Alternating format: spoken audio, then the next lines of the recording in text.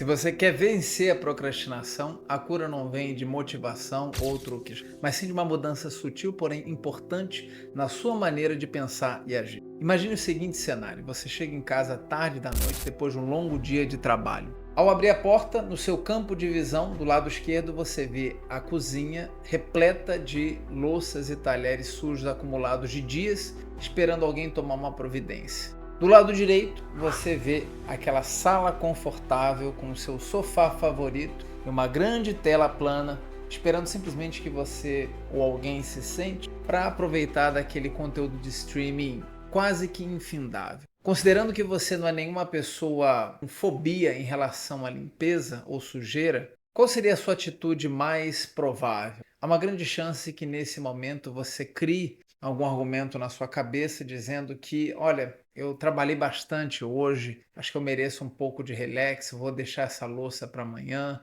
ou talvez, não, no final de semana eu resolvo essa questão, não é nada urgente. E isso vai se repetindo dia após dia até que chega uma hora que fica insuportável. Você talvez receba visitas e você não quer apresentar aquilo, e aí sim uma força maior faz com que você haja. Mas a pergunta é: será que isso é algo que tem a ver com a sua personalidade ou caráter? E a resposta é não. Isso tem muito mais a ver com o seu modelo de tomada de decisão do que com a sua forma de pensar ou agir propriamente dita. Infelizmente, há maneiras de você mudar e criar uma rotina para que toda vez que você sinta essa procrastinação iminente, você adote alguns gatilhos que vai mudar isso. Mas primeiro a gente precisa entender sobre os motivos que estão por trás de toda a procrastinação e basicamente são três. O primeiro deles, imagine a seguinte situação: você tem uma tese do seu mestrado para entregar e você tem uma mensagem para enviar para o seu amigo sobre aquele conteúdo que ele pediu. Qual dos dois, naturalmente, você daria prioridade? E perceba que eu não dei nem detalhes sobre a sua tese no mestrado, nem detalhes sobre a mensagem, mas certamente você iria para a mensagem. Tem muitos, inclusive especialistas em gestão do tempo, que dizem a regra dos 2 minutos. Se aquilo demora 2 minutos, faça imediatamente. Desculpa, mas esse é talvez um dos piores conselhos que você pode dar para alguém ou até mesmo seguir. E a grande verdade é que você está cada vez mais estimulando que a sua procrastinação perpetue. E o motivo é que o seu corpo, naturalmente, ele busca por economizar energia. Ele vai sempre ir atrás de atalhos. E o motivo simples é que nós vivemos sobre um regime constante de consumo energético. Ele está basicamente 24 horas por dia economizando tempo em coisas que você levariam talvez um período longo para executar e maximizando o seu consumo de alimentos que vão garantir ali um estoque energético, tudo para quê? A sua sobrevivência, preservação da sua espécie. É algo instintivo. Então essa gestão de energia e recursos, você nunca vai conseguir ir contra ela. E isso se resume também à execução de tarefas. Quando você precisa engajar em algo que exija raciocínio, como uma tese, por exemplo, um mestrado, naturalmente aquilo demanda energia mental. E o seu corpo, como via de regra, ele não vai querer buscar esse caminho, porque ele não está nem aí se aquilo vai te trazer algum benefício no longo prazo. Ele simplesmente quer garantir a sua sobrevivência de imediato. Então, sempre que você se deparar com uma tarefa de grande calibre, ele sempre vai buscar uma de menor, porque esse é o grande primeiro motivo. Ele vai evitar coisas trabalhosas e vai sempre ir pelo caminho mais fácil. Agora vamos falar sobre o segundo motivo. Sabe aquele Marcos? Vou dar um cenário aqui para a gente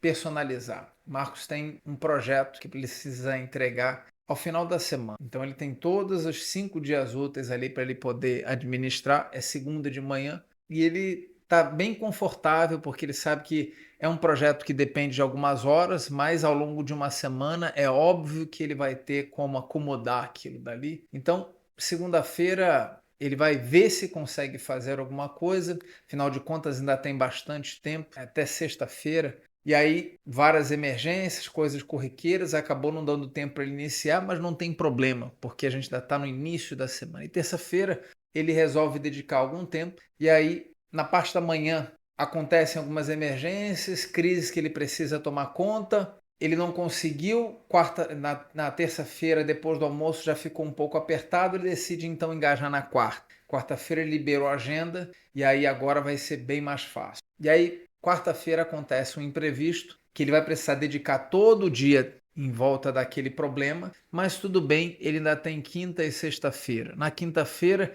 ele decide agora fazer o que ele não fez na quarta.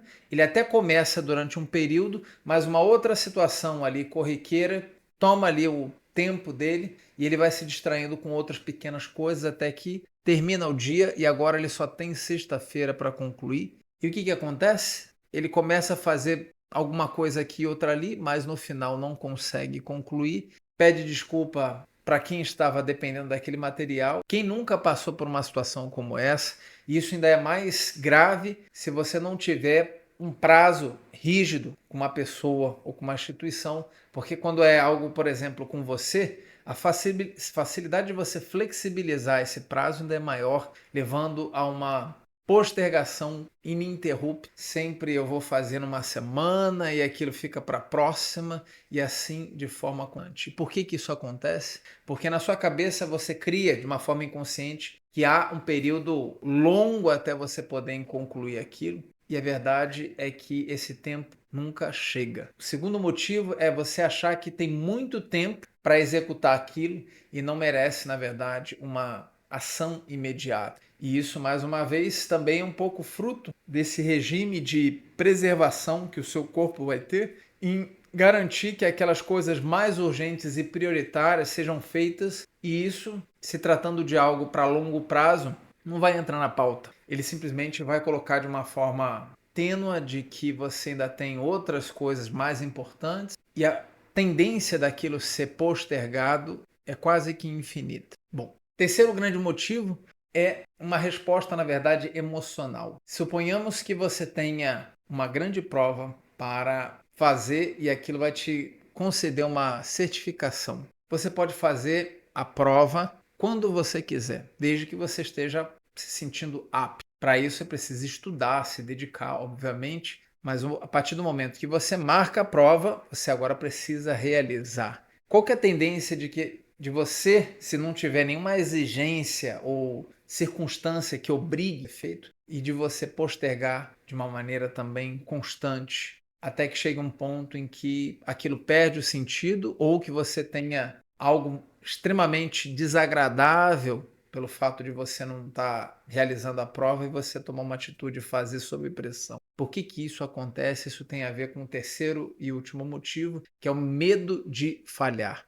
Naturalmente, nós, como mecanismos de preservação, vamos buscar a zona de conforto. O desconforto de algo novo, ele também é algo que o seu corpo vai querer eliminar. Isso tem a ver com o seu centro nervoso emocional, as amígdalas cerebrais. Elas vão estar sempre monitorando o que tem à sua volta, que ofereça algum tipo de ameaça. E desculpa, mas essa prova, por mais benéfica que ela possa ser, talvez no longo prazo, ela representa uma ameaça, no sentido de que o seu cérebro e o seu corpo não vão reconhecer o benefício daquilo de forma imediata. Eles vão ver muito mais como um medo de você fracassar na prova, como sendo algo negativo, do que o positivo de você passar e ter algum benefício. Então, a tendência, em casos como esse, é de você evitar aquela sensação confortável também jogando de forma indefinitiva para frente. Ah, legal, Bruno. Então, o que a gente precisa fazer para poder mudar esse cenário? Bom, se você sabe os três motivos, fica muito mais fácil agora a gente atuar em cima do que deve ser feito, porque afinal de contas, eu preciso fazer algo para bloquear esses causadores. E é exatamente isso que a gente vai estar olhando cada um deles. Então, vamos lá. Quando eu olho para as soluções, considerando esse primeiro cenário que a gente falou sobre você enxergar algo muito laborioso, o primeiro motivo é nós olharmos para algo que tira a gente do conforto daquele dia a dia, de coisas fáceis, para colocar energia em algo que exige trabalho mental. Então vamos pegar aquele exemplo, não necessariamente trabalho mental, mas físico, tudo que vai fazer com que você saia dessa zona de conforto, o seu corpo ele vai ter o mesmo tipo de resposta. Fazendo um paralelo com o cenário que a gente falou aqui da você chegando em casa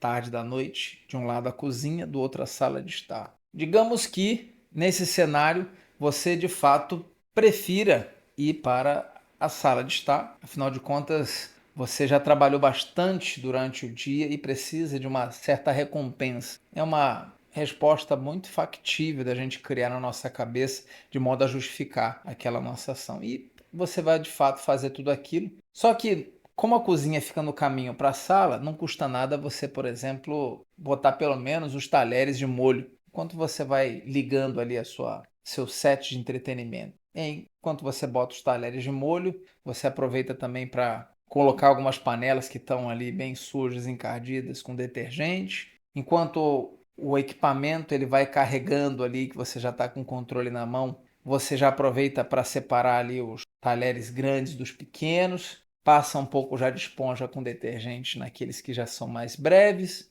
para pelo menos já adiantar, e já que você já está ali fazendo isso mesmo, por que não eliminar já logo aqueles talheres, aquelas louças pequenas e deixar elas já secando? E quando você faz isso, você já aproveita para fazer o mesmo com os talheres. E o que você acha que vai acontecer dentro talvez de 2, 3 minutos? Há uma grande chance de você estar totalmente engajado naquela atividade e levando ela até o fim, sem você mais ter aquele bloqueio inicial. E talvez algo que eu tenha falado aqui agora seja familiar para você. Você talvez já tenha agido dessa maneira sem perceber. Mas a grande verdade é que você, de forma intuitiva, enganou o seu cérebro reativo. É isso mesmo.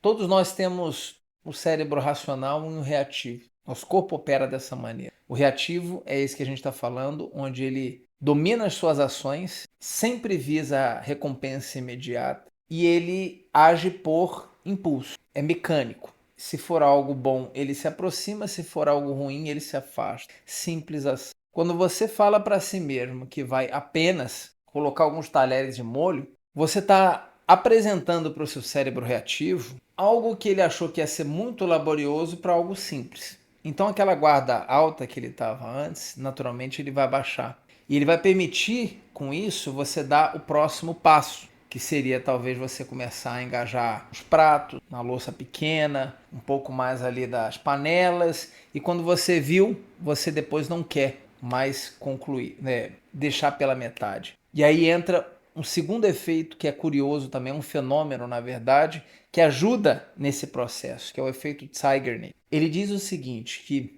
quando a gente tem tarefas inacabadas na nossa cabeça, a gente tem uma tendência a guardá-las por mais tempo até que a gente conclua. Aquilo fica como um alerta dizendo eu preciso terminar aquilo. Então, de uma forma natural e sem pressão, quando você deu esse primeiro passo, que seja colocando ali os talheres de molho, você iniciou esse fenômeno e faz com que agora o seu cérebro reativo proteste por você não estar concluindo aquela atividade. E ele vai ficar constantemente te lembrando, olha, você está aqui pela metade, vamos concluir isso. Ele adora coisas concluídas. Então, se você conseguiu sair da inércia, vai ter uma tendência muito grande de você levá-la até o fim por conta desse fenômeno. E tudo que você fez foi pegar aquela grande coisa que seria toda a louça da cozinha e transformar num vou apenas deixar aqui os talheres de molho. Não custa nada fazer isso, só alguns segundos. Que tal se você fizesse o mesmo para suas atividades corriqueiras, como aquele armário, por exemplo, que você está enrolando para arrumar há semanas, ou talvez aquele grande projeto que você tem na cabeça e não começou a trabalhar ainda? Como que você poderia colocar, olha, não vou arrumar todo o armário, eu vou apenas separar aqui as camisetas das camisas de manga comprida. Isso não custa mais do que talvez alguns segundos para você fazer isso da sua primeira gaveta. Se você se sentir confortável para seguir em frente, ok. Mas se não, tudo bem, você já deu um primeiro passo. Mas há uma grande chance de você levar isso também adiante. A mesma coisa se aplica a esse cenário de um projeto, por exemplo, onde você precisa talvez fazer várias ações de pesquisa, de conversar com pessoas. Então, em vez de pensar nesse todo, você pode falar assim: não vou trabalhar no projeto, eu vou apenas fazer algumas pesquisas na internet sobre determinado assunto. E aí você abre ali um browser, começa a ver coisas que tem a respeito, copia e cola algumas coisas para um outro arquivo, como um Word ou um Excel, um PowerPoint, sem ainda nenhuma expectativa de conclusão, mas esses pequenos passos vão fazer com que você elimine aquele bloqueio inicial e tenha uma tendência muito maior de seguir até o fim. Bom, segundo motivo. Se o segundo motivo tem a ver com aquele que você ainda tem muito tempo, ou seja, eu tenho a semana inteira para fazer, ou às vezes tem um dia inteiro, né? Uma coisa pequena que você acha que tem um longo período para poder processar, e o que acaba é que no final o tempo passou e você fez muito pouco ou nada. Então a dica é, se você tem o costume de planejar a sua semana, não faça mais. Planeje o dia. Ah, Bruno, significa então que eu não vou ter mais o cenário da semana? Não, não é isso. Nem o cenário do mês? Não, também não é isso. O que eu digo é, você precisa agora olhar no detalhe cada dia e o que vai ser feito. Ao invés de você criar uma semana do tipo, eu tenho 6 tarefas para serem feitas ao longo da semana,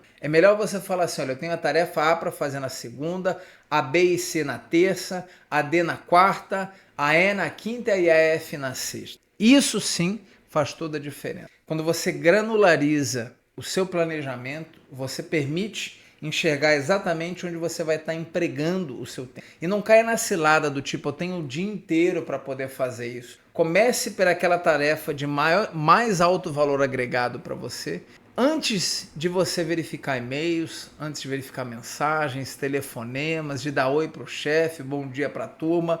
Essa tarefa ela deve ser feita com prioridade de tempo. E não importa o quanto você vai estar envolvido nela. Se você vai dedicar meia hora, 1 hora, 5 minutos. O que importa é você fazer alguma coisa para aquela tarefa. Isso vai agir naquele primeiro princípio que a gente acabou de falar, sobre você sair da inércia e com isso diminuir a guarda do seu cérebro reativo, permitindo com que você tenha clareza e execução. Você quebra aquela mentalidade. Se você é daqueles que tem o costume de fazer o planejamento do dia, mas ainda assim posterga até o final e como última forma acaba não realizando nada, então a minha sugestão é: não considere que você tem o dia inteiro. Considere, por exemplo, que você vai sair na metade e você só tem aquele período para executar todas as tarefas que você... Eu tenho certeza que a mesma quantidade de tarefas podem ser feitas num tamanho menor, simplesmente porque o tempo é como o gás. Ele expande, ele se adequa ao tempo que a gente oferece.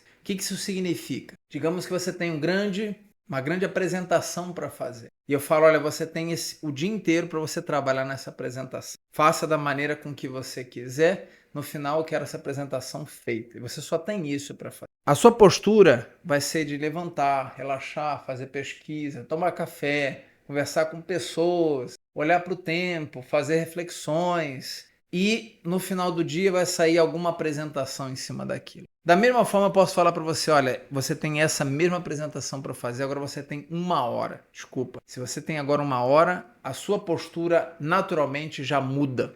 E veja que é a mesma apresentação, e há uma grande chance dessa apresentação de 1 hora sair com uma qualidade bem próxima ou melhor até do que aquela de um dia. É lógico que tudo isso tem limite. A gente precisa estar consciente de que minimamente a gente não vai conseguir nunca fazer um galão caber em 1 litro, e eu preciso de um tempo razoável para processar. Só que a diferença é que quando eu coloco 1 hora, eu tenho uma tendência a trabalhar focado, porque há um prazo rígido onde eu preciso cumprir aqui. E quando eu coloco um dia inteiro, esse prazo ele fica muito mais flexível e fácil de eu ir talvez ganhando ali, ou postergando, ou empurrando um pouco ali com a barriga, até que 1 hora aquilo vai ficar pronto, mas com uma qualidade não tão boa se eu tivesse focado. Então, vamos falar agora sobre o terceiro motivo. O terceiro motivo, como a gente falou, é esse medo de falhar. Ele, na verdade, acontece por uma proteção emocional. O cérebro não quer que a gente sinta digamos, coisas negativas que vão afetar a nossa performance. E quando eu me proponho a fazer algo que eu posso fracassar, é melhor nem começar a fazer. Essa vai ser a postura dele. Então, qual que é a sugestão nesse terceiro caso? Não tente dominar o medo. Medo é algo autônomo, assim como todas as outras emoções. Você não consegue eliminá-las, ou seria o mesmo que você tentar fazer o seu coração parar de bater. Ele vai continuar batendo independente da sua vontade. E as suas emoções, elas têm o mesmo tipo de funcionamento. O que você precisa, ao invés de tentar dominar, é senti-lo e seguir assim mesmo. Ah, mas como fazer isso, Bruno? Isso parece tão fora de realidade. Como que a gente consegue sentir o medo e seguir assim mesmo? Sabe quando você está ali para pular num bungee jump? Você já pagou uma fortuna, é o maior bungee jump do mundo, você está vendo aquela imensidão ali à sua frente, naquela altitude enorme, e você precisa agora pular, porque afinal de contas você já pagou, e você sente o medo e vai assim mesmo. Então é exatamente isso que eu proponho a você. Não há momento perfeito. Não há, quando chegar nessa situação correta e aí sim, não. Não existe aquela alinhamento de luas ou planetas que vai fazer que agora você não sinta mais medo e que você se sinta confiando. Isso nunca vai acontecer. O que vai, na verdade, acontecer é você tendo uma atitude e cada vez mais você percebendo que aquele bicho de 7 cabeças não é tanto assim. E pode pegar talvez um exemplo de coisas que já passaram com você, em que você tinha muito medo e que você fez a si mesmo, e eu garanto que o resultado foi positivo, mesmo que você tenha fracassado. Porque quando isso acontece, você ainda toma de aprendizado e você sabe que de repente na próxima ou você precisa melhorar ou você precisa mudar a sua estratégia, fazer talvez uma coisa diferente, mas você sempre sai ganhando, independente do resultado. Então, em suma, qual é a conclusão para a gente curar a procrastinação de uma vez por todas? Não é a gente se preocupar em fazer mais, mas sim fazer melhor. Em outras palavras, ela não vai depender de truques rápidos ou motivação temporária, mas sim em atacar os 3 pontos causadores que a gente viu aqui, aumentando cada vez mais o seu controle das emoções, a criação de hábitos saudáveis e também de promover a ação constante, transformando algo grande em pequeno. A diferença entre quem vence a procrastinação e quem continua a lutar com ela é a disciplina de tomar pequenas decisões todos os dias, sem esperar pela motivação. E se você achou esse tema interessante, faça parte do nosso Clube dos 3% gratuitamente. O link está na descrição desse vídeo e até a próxima. Não é encorajamento, é procedimento.